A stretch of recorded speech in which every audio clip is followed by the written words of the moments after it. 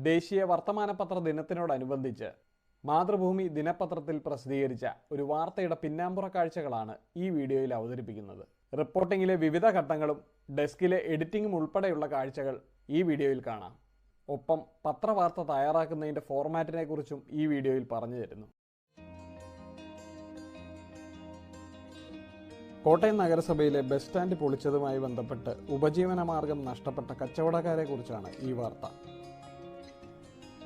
Bus stand പൊളിച്ചയിടത്ത് ഇപ്പോൾ shed കെട്ടി പത്രവിതരണം നടത്തുന്നയാളെ ചെന്നു കണ്ടാണ് റിപ്പോർട്ടിംഗ് ആരംഭിച്ചത്. ആളുടെ പ്രശ്നങ്ങൾ കേട്ടറിഞ്ഞു.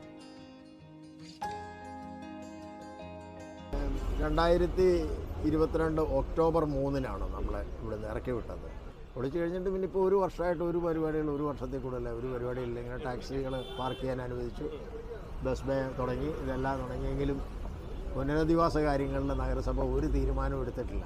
നേരത്തെ തന്നെ കിടന്നിരുന്നു. ഇവിടെ ഉണ്ടായിരുന്ന കടക്കാരുടെ ഒരു കൗണ്ടറായത്. ആ കൗണ്ടർ ഇവിടെ ഇട്ടിരുന്ന അവർ ലോക്ക് ചെയ്ത് ഇട്ടിരുന്നതാണ്. അപ്പം നമ്മളിവിടെ വെറുതെ ഈ പത്രം സ്കൂട്ടറെ വെച്ചിട്ടാണ് ഇവിടെ വിറ്റുകൊണ്ടിരുന്നത്. വെയിലായപ്പോഴത്തേനും നമ്മളെടുത്ത് ഇതിൻ്റെ മുകളിൽ വെച്ചു എന്ന് മാത്രമേ ഉള്ളൂ. 9 മണി വരെ നമ്മുടെ പരിപാടി നടക്കുള്ളൂ. 9 മണിയാകുമ്പം ഞാനങ്ങ് പോകും. പുതിയ ബസ് സ്റ്റാൻഡ് സമുച്ചയം നിർമ്മിക്കുന്നതുവരെ 34 വ്യാപാരികൾക്ക് താൽക്കാലിക കടമുറി നൽകുമെന്ന് നഗരസഭ അറിയിച്ചിരുന്നു. എന്നാൽ അവിടെ കടമുറികളൊന്നും ഇതുവരെ നിർമ്മിച്ചിട്ടില്ല. കൗൺസിൽ യോഗത്തിൻ്റെയും മറ്റും രേഖകൾ പരിശോധിച്ചു. കച്ചവടം നിർത്തിപ്പോയവരെയും മറ്റും ഫോണിലൂടെ ബന്ധപ്പെട്ടു. ഇനി കിട്ടിയ വിവരങ്ങൾ വാർത്തയാക്കുകയാണ്.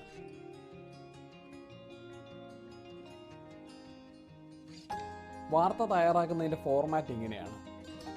വാർത്തയിലെ വിവരം ചുരുക്കി പറയുന്ന ഒരു തലക്കെട്ടുണ്ടാകും. വാർത്ത എവിടെ നടക്കുന്നു എന്ന് സൂചിപ്പിക്കുന്ന പ്ലേസ് ലൈൻ ഉണ്ടാകും.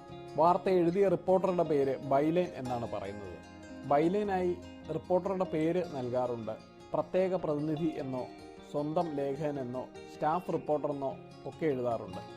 ആര്, എപ്പോൾ, എവിടെ, എന്ത്, എങ്ങനെ, എന്തുകൊണ്ട് എന്നീ ചോദ്യങ്ങളുടെ ഉത്തരമാണ് ഒരു വാർത്ത. പ്രസക്തമായ കാര്യങ്ങൾ ഖണ്ഡിക തിരിച്ച് പ്രാധാന്യമനുസരിച്ച് വാർത്തയിൽ അവതരിപ്പിക്കുന്നു. ഫീൽഡിൽ നിന്ന് റിപ്പോർട്ട് ചെയ്യുന്ന വാർത്ത ഡെസ്കിൽ വെച്ച് എഡിറ്റിങ്ങിന് വിധേയമായ ശേഷം പേജിലേക്ക് ലേഔട്ട് ചെയ്യുന്നു.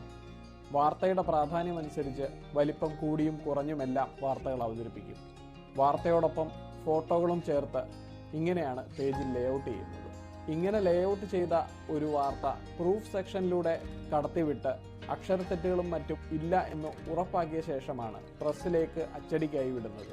ഇങ്ങനെ വിശദമായ പല ഘട്ടങ്ങളിലൂടെയും കയറിയ ശേഷമാണ് പത്രത്തിൻ്റെ ഓരോ വാർത്തയും വായനക്കാരനിലേക്ക് എത്തുന്നത്.